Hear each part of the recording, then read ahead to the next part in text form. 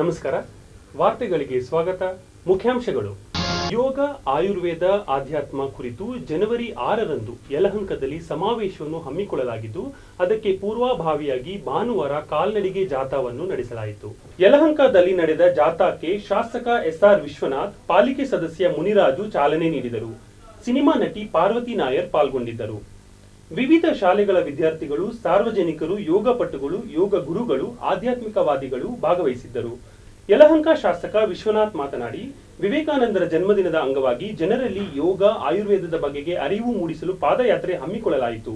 ಜನವರಿ 6ರಂದು ನಮ್ಮ ಯಲಹಂಕದಲ್ಲಿ ಅಂತಾರಾಷ್ಟ್ರೀಯ ಮಟ್ಟದ ಯೋಗ, ಆಯುರ್ವೇದ, ಆಧ್ಯಾತ್ಮ ಸಮಾವೇಶ ಹಮ್ಮಿಕೊಂಡಿರುವುದು ಸಂತಸ ತಂದಿದೆ ಎಂದರು.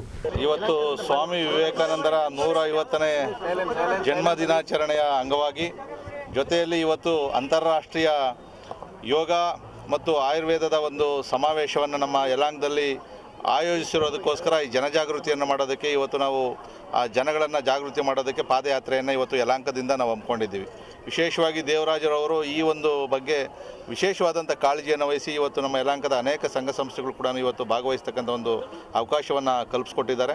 ಯಾಕಂದರೆ ಸ್ವಾಮಿ ವಿವೇಕಾನಂದರು ಏನು ಇಡೀ ಪ್ರಪಂಚಕ್ಕೆ ನಮ್ಮ ವಿಶ್ವದಕ್ಕೆ ನಮ್ಮ ದೇಶದ ಪರಿಚಯವನ್ನು, ಸಂಸ್ಕೃತಿಯನ್ನು, ಶಾಂತಿಯನ್ನು ಹೇಳಿದ್ರು.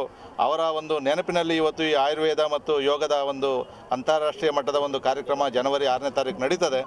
ಆ ಒಂದು ಸಂದರ್ಭದಲ್ಲಿ ನನಗೆ ಸಂತೋಷ ಆಗ್ತಕ್ಕಂಥದ್ದು, ಇವತ್ತು ಯಲಹಂಕ ಅಭಿವೃದ್ಧಿ ಹೊಂದುತ್ತಾ ಇರತಕ್ಕಂಥ ಒಂದು ಕ್ಷೇತ್ರದಲ್ಲಿ ಈ ಒಂದು ಅಂತಾರಾಷ್ಟ್ರೀಯ ಮಟ್ಟದ ಯೋಗ ಶಿಬಿರ ನಡೀತಕ್ಕಂಥದ್ದು ಕೂಡ ವಿಶೇಷವಾಗಿ ಶಾಸಕನಾಗಿ ನನಗೆ ಬಹಳ ಸಂತೋಷವನ್ನು ತರ್ತಾ ಇದೆ.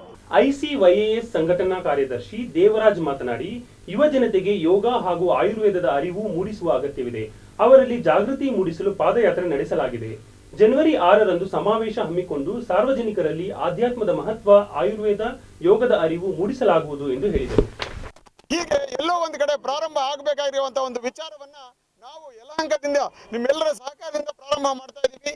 ಈ ಒಂದು ವಿಚಾರ ಇಲ್ಲಿಂದ ಹೊರಟು ಪ್ರಾರಂಭ ಆಗಿ ಪ್ರಪಂಚದಿಂದ, ಸೌತ್ ಅಮೆರಿಕಾದಿಂದ, ಇಂಡೋನೇಷ್ಯಾದಿಂದ ಬಹಳ ಜನ delegate. I've never been, through a walkathon like this.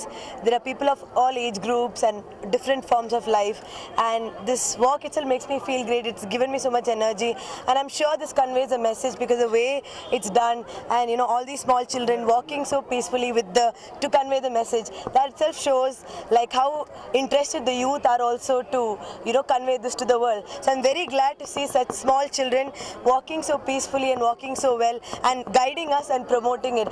I think that's what the youth should do. They should promote world peace, and that's what we're trying to convey as a message. I'm glad to be a part of this.